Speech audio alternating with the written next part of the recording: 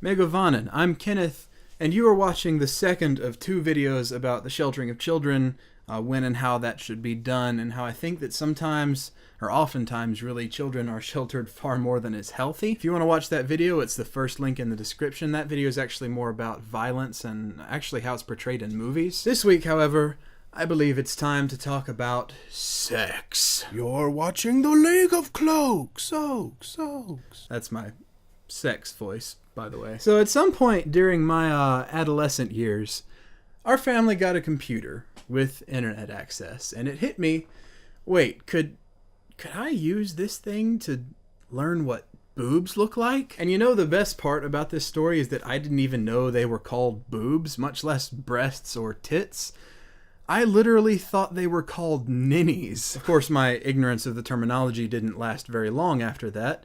Unfortunately, neither did my dad's ignorance of what I was doing on the internet. What do you mean it keeps a record of all the websites I've visited? In all seriousness, though, the talk that my dad had with me after that was possibly one of the worst things I've ever had to endure. See, in my family, sexuality was a thing only to ever be practiced within the boundaries of a marriage covenant, and only with the exact man or woman that God told you should marry. If you had sex before that, if you saw someone of the opposite sex naked before that, if you even looked at someone with intent to drool, you had committed a horrible sin. You had been swayed by the devil / your own evil, sinful tendencies. If a girl wore shorts that didn't extend at least to her knees, well, we had some slightly less harsh-seeming ways of referring to it, but she was a whore.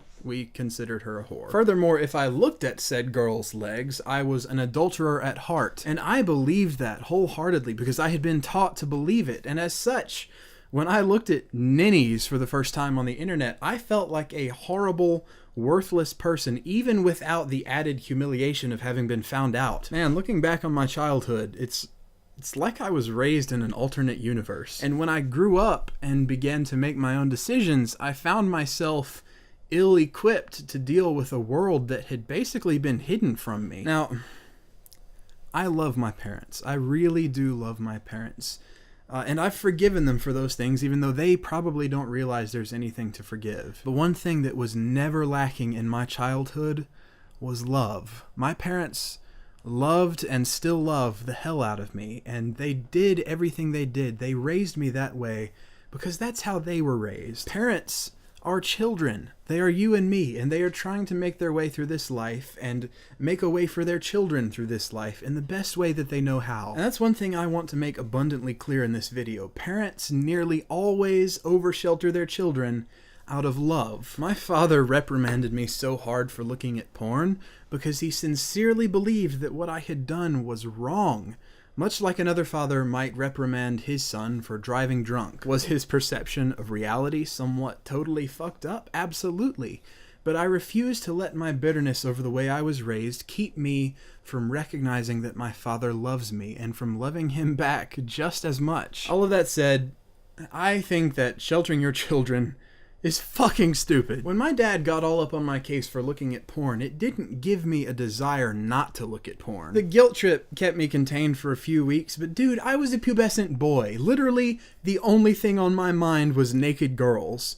Well, naked girls and whether or not I would ever grow hair under my arms. The end result was that I simply stepped up my game and learned how to delete my browsing data. And now, not only had I been smothered in loads of guilt and self-loathing that I had no idea how to cope with, my sex drive was still just as unstoppable, and now the euphoric feeling of having pulled one over on my parents was added to the mix. Furthermore, the way that I was taught that all sex ever outside of marriage is evil and disgusting severely disfigured my natural understanding of the thing, my instinctive grasp of it, and caused me a lot of confusion growing up. When all sex ever outside of marriage is lumped into the same ball of vileness, it blurs a lot of really important lines and distinctions, and had I been slightly less logically inclined and emotionally stable, I could have gotten into a shitload of trouble because of that. Had my parents taught me that sex is natural and in many ways healthy if practiced wisely,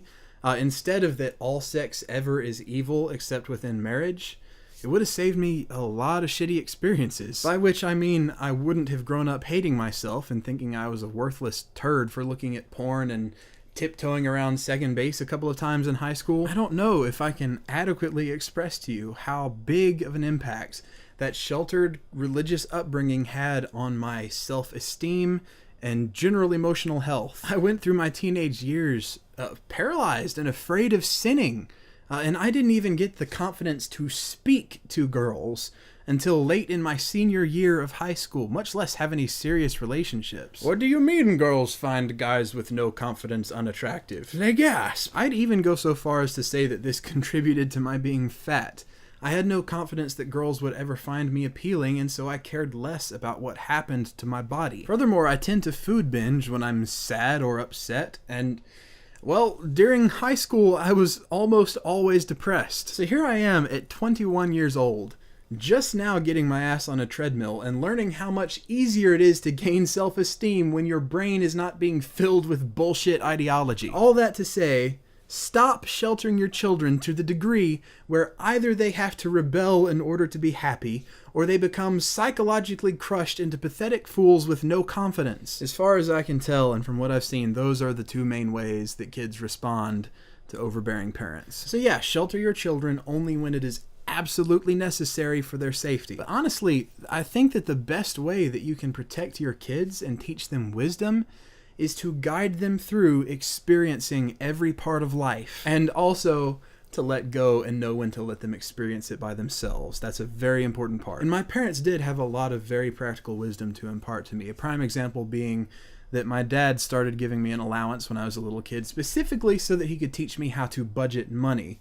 Fast forward to, 10 years later, where I'm here now, and I've been moved out of his house for over a year now, and I've never once even come close to having to ask anyone for help with anything. Not that that's impressive at all, but I'm constantly amazed at how many people my age just don't get it. I actually had an old friend ask me for help a couple of months ago because he got a ticket and he couldn't afford to pay it because he had just spent all of his money on a gaming computer. Oh, certainly. Would you like me to change your diaper as well? Oh, but I digress, and I believe that's everything, so thank you all for watching. Feel free to check out last week's video, or part 1 of this video if you have not already, and also hook up with us on Twitter and Facebook. Those links are in the description. So I'll see you guys hopefully next week.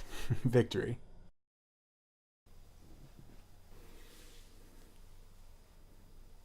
Damn it. I suck at this, Thorn. I'm like, oh, we're recording. It must be time to brush my fucking hair. Ugh. Alright, let's do it. Synchronizing. But I refuse to let that make me bitter and shit. And had I been less psychologically stable and slightly less... Oh, shit. When all sex ever is shit. By which I mean I wouldn't have grown up thinking that I was a... Booyah.